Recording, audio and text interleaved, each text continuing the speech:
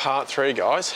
So yeah, hopefully it's helped so far, and you've got it to where you want it. Yeah, I'll show you what I used to go and put the carpet on.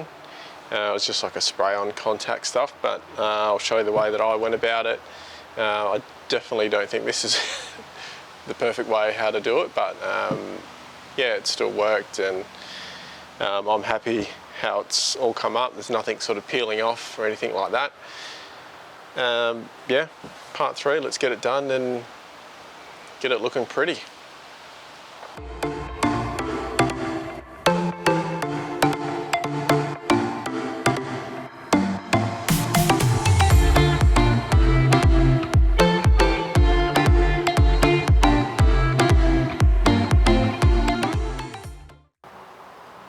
So I've got this rear panel out of the car now. I'm getting ready to go and carpet it. But what I wanted to do first was to set these magnets in. So got one there, got one there. Because I've cut these on a bevel, they just sort of sit in here, and while I'm driving I didn't want them to go and just fall out or bump out when you're going over corrugations and things like that. So I thought I'd try these magnets. Don't know how well it's going to work, but we'll see. So there's a north and a south I've written on these magnets. They're just from Bunnings, just these guys here. So I'll go and let you know how that works. I've also cut out these holes for these little handles here. They're just sort of just a sealed unit, but you can just, it's got a little bit of a lip there, so you can go and grip it and pull it out. So that's going to go into those holes. So we'll get along now and get this carpeted. Just going to cut this down a little bit.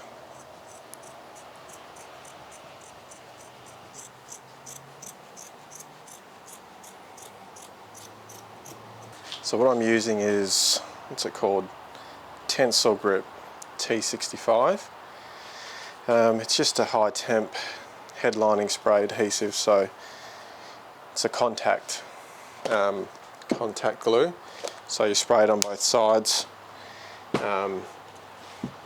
let it dry for a little bit, and then you can join them together. So you just got to make sure it's all clean, everything's good to go. It all seems nice. Go.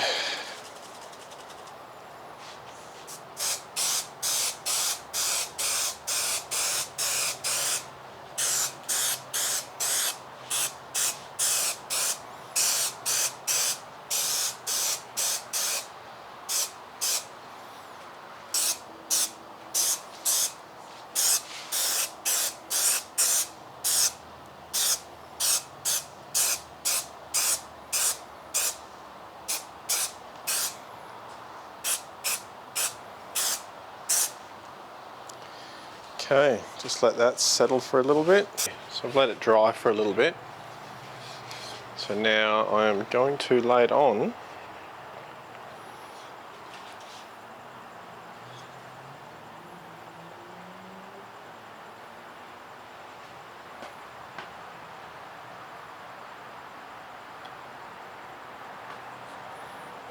Okay, I'm just going to flip it over.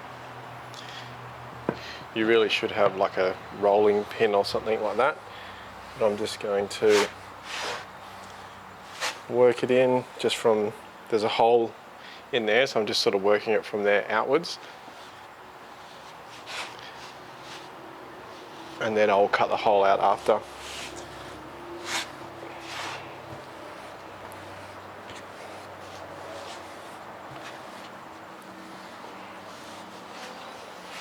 You just want to make sure there's no creases or wrinkles in there, no bubbles.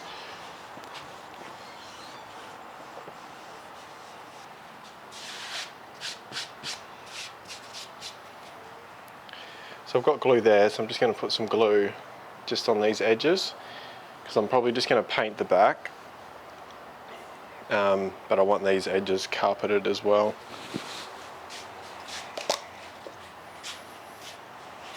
So, and I'm going to go over the magnets so then they're all hidden.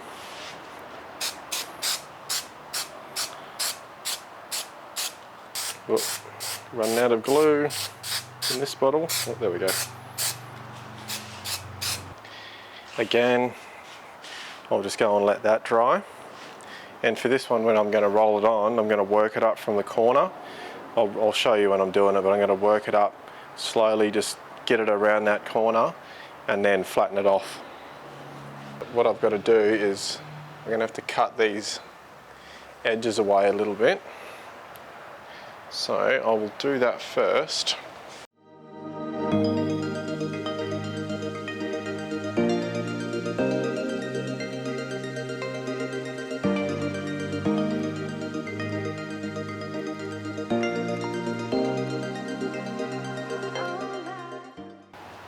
Okay, let's go for it. Might as well start here. So just pressing it from the bottom and just trying to work it around that corner. And then just pressing it in nicely. Making sure it's all nice and tight.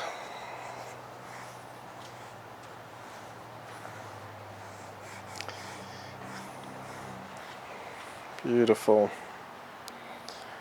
As I said, I'm going to trim this excess off. I didn't want to do the back. I don't really need to, so I'm going to leave that.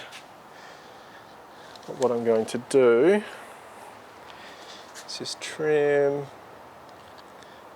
I'm not sure what the best way is. I'm just going to trim this level off, level with the other angle. There we go.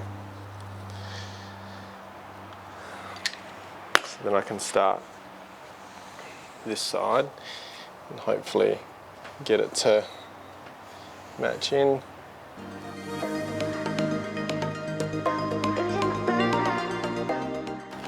Okay, I'm just going to get a razor blade and trim that off so just all this excess is out of the way.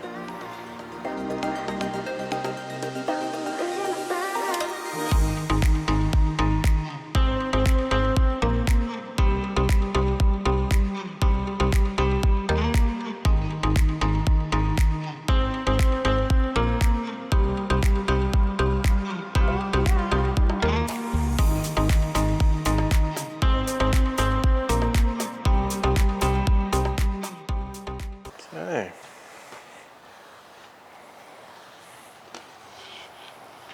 So that's good once it cleans up a little bit. But yeah, I'll sort of sand this off a little bit, clean that glue up. I should have covered it, but you know, that's what happens. Yeah, let's cut this hole out.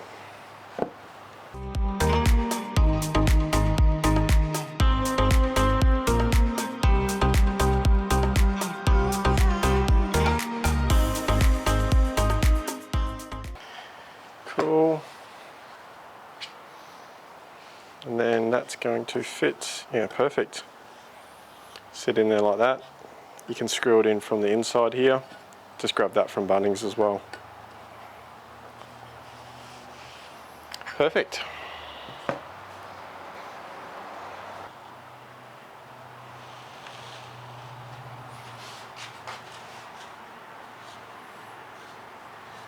Just making sure I've got enough overhang. Don't want to waste too much, so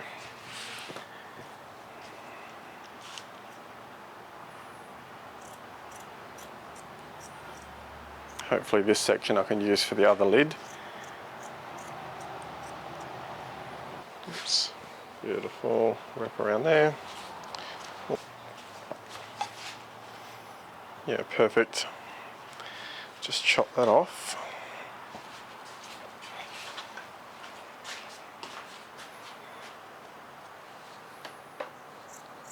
Let's do the good bit.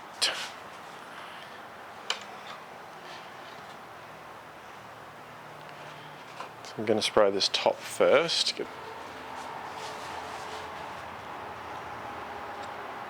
Again, make sure it's all clean. Don't want any sort of sawdust on there, and that will cause it to not stick. Okay, let's go for it.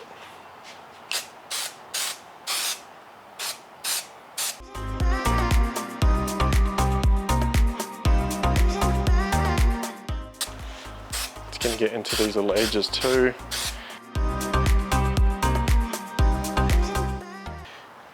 I don't know how much is too much or not enough, but that's probably too much, but I'd rather have too much than not enough. Now I'm just going to spray this.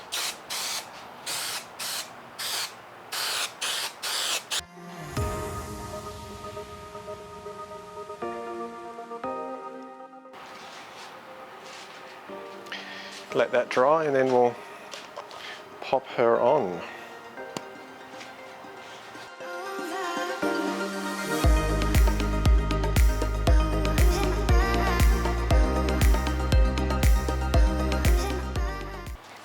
Okay, so that's all gone on pretty good.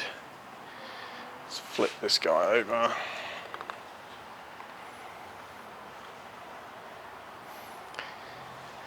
So I've got to cut these out and then fold those edges in.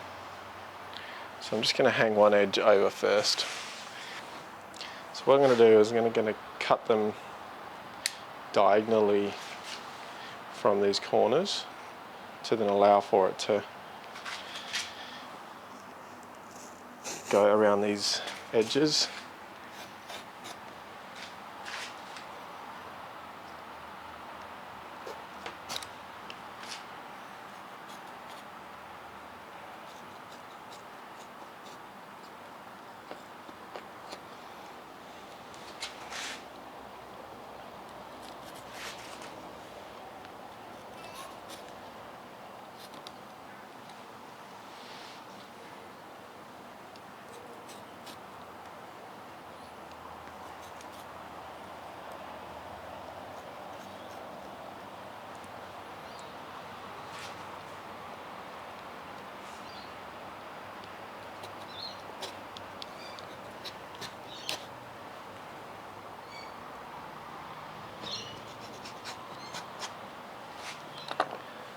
Again, just working it up from the bottom,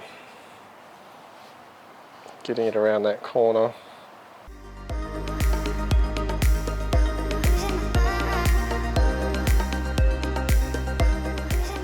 Just going to flip that back over. I'm just going to push it into the corners with the scissors.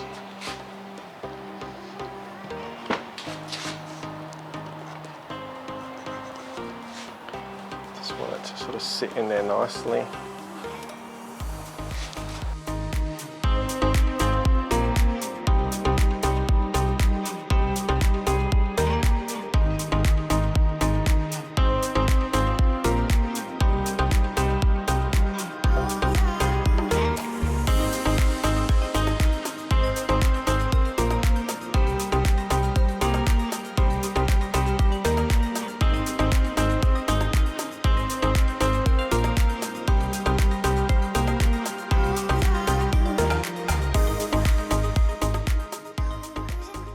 Now that's done.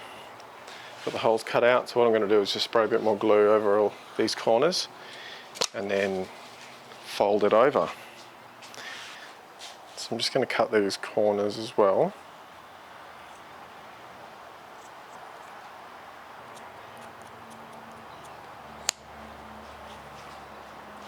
This front edge I'm not actually going to roll up onto there because it's sitting on some timber, so I'm going to cut it off flush. I just want it on this front edge.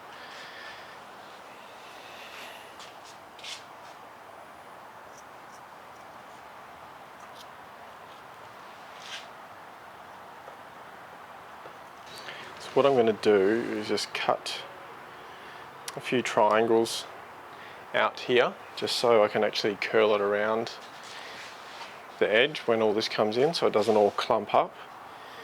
So I'm just going to give it a go. You don't want to go right in, you just want to start out from there.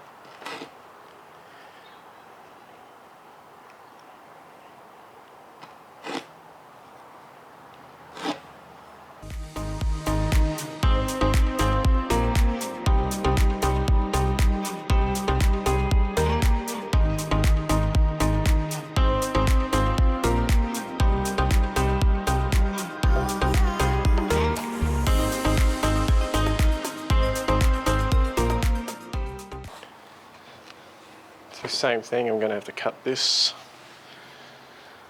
I'll cut some of this off. Don't need all of that.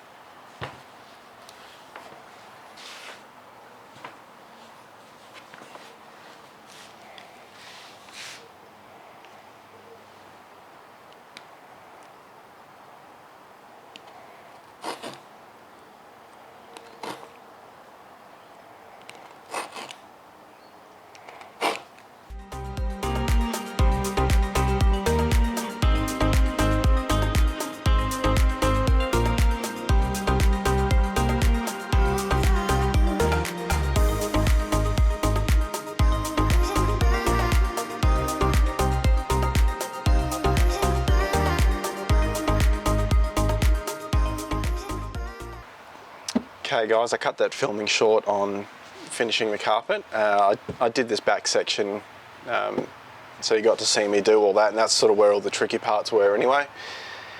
For this, for the biggest section here, what I did is I cut the carpet to size and I laid it over as it is, and then I just lifted up just this front edge and sprayed a bit of glue on the ply and the carpet, obviously, just a strip. And then I glued that down, and then I flipped the carpet back the other way, and then just kept doing it in little strips. That just made it a bit easier to make sure I got it all nice and flat, that there were no bubbles sort of in the middle. So I found it really easy that way for me to do it. I'm sure there's other ways to do it. That's the way that I did it, and it worked out really well, so I'm stoked with how that went. So yeah, hopefully it's working out for you guys, or it's giving you guys a bit of an idea on how to do it if you've never done it before. I've done it a couple of times, but you know, I'm no professional by any means. So for these hatches, guys, you would have seen in the video that I had carpeted around the corner. I actually, once I'd done that, I did a test fit, and it was actually sitting up a little bit, it was sitting proud of the top.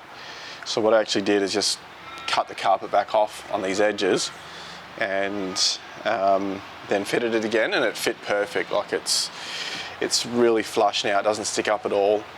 So if you're doing that, I would recommend you either have to cut these down a little bit more, or just don't carpet the corners and just do the top, and then it should fit really well. A little bit chipped out there. I'll probably patch that and then repaint the back of this.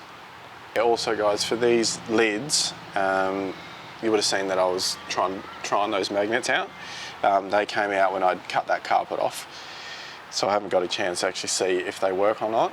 I'm still gonna do it, so I've got to drill them out and put the magnets in. I didn't get a chance to do it because I was strapped for time to get this all finished for my trip to Steep Point that I did. That will be in a video coming up as well. But yeah, all in all, come up really well. Once you paint it black, it looks schmick. So yeah, so I'll patch those little bits that came out, give it another paint, and she should be looking pretty good. So guys, that's the end of the build. Hopefully it's been really helpful for you guys, and just giving you a bit of insight and I guess confidence to go and build it yourself. For those of you that wanted to know the weights and how much it actually cost, I'll go and put this up on the screen as well. So the total weight that I removed, so that's with the back seats, all the junk in the back here, so that was 48 kilos, so it's a fair bit of weight there. And I didn't weigh it properly when I put it in, but I've gone and weighed the ply afterwards and sort of probably overestimated how much went back in, but it was about 20 kilos that went back in. So That's with, yeah, obviously the carpet and all that bits and pieces. So yeah, there's a weight difference there of 28 kilos. So I've gained 28 kilos. So once I go and actually build my drawers and stuff, that sort of, you know, the weight that I took out sort of offsets that. So at least, you know, I'm not adding a heap of extra weight in when I do my drawers, which is important for me because we're going to be going on the road, caravanning and stuff. So weight is obviously quite a big issue for that. For the cost of materials, so I'll list all these. I'll probably put these all in the comments as well below. So marine ply, a 2440 by 1220 by 12 mil ply, marine ply, it was 115 bucks. Some MDF that I used for tracing the shape, that was a 1200 by 600 by 3 mil MDF. That was $6, that's pretty cheap. It was cheap insurance, I thought, for just making sure I get the shape right. The dress pine that I used for the joiner in the middle, so that was 184 mil wide, 19 mil thick, and it was 1.8 meters long. That came in at $23. The brackets that I used to attach it down to the floor, there was 2 of those. They were 40 by 80 by 40. They came in at $6 total. I got longer bolts that I needed to go and screw down that pine. That was $4. Some washers that I used, I think, for those as well were $4. The magnets that I bought for it that I haven't actually used yet, but they were $10. The flush mount handles for the hatches, there was 2 of those. They came in at $10 total. The carpet was $70, and the contact spray or the contact glue in the spray bottle was $15. So, and yeah, the total that came to $257. All of those prices I went and rounded up just to make it a bit easier. So yeah, roughly about $257. So that was pretty cheap, I thought. Going by what some of the other prices are for false floors, they can be pretty pricey. And depending where you are, like sometimes you have to go and get it freighted to you as well. So there's an extra cost there, plus the weight for it. So yeah, that's why I went and did it myself. So guys, I'd love to know how you actually went with the build, if you're going to go and do it the same way, or you've got a few different things you change. Yeah, throw something in the comments just to let me know how you went. Also, if there was anything else that you would have liked added in there. Yeah, I'm happy to sort of take note and yeah, put some stuff in for the next videos. Yeah, just a like and subscribe, guys, would like really help. There's going to be a heap more sort of DIY videos, as I like to go and do things myself, and also given the whole COVID times now where it's hard to go and get things done for your car, like things you got to book 4 or 5 months ahead. So that's sort of playing a big factor as well for me, getting things done on the car. So where I can, I'll go and do it myself, and I'll make some videos. So if people want to go and do the same thing, it will help you guys. The next video I'm going to do as well is going to be, you might have seen this box at the back here, wondering what the hell that is and why I did it. I will run you through that in the next video, and yeah, that's going to be part of the drawer system that I'm going to be building in here as well. But yeah, I thought I'd get that in place first. Yeah, thanks for watching, guys, and yeah, I'll see you guys in the next video.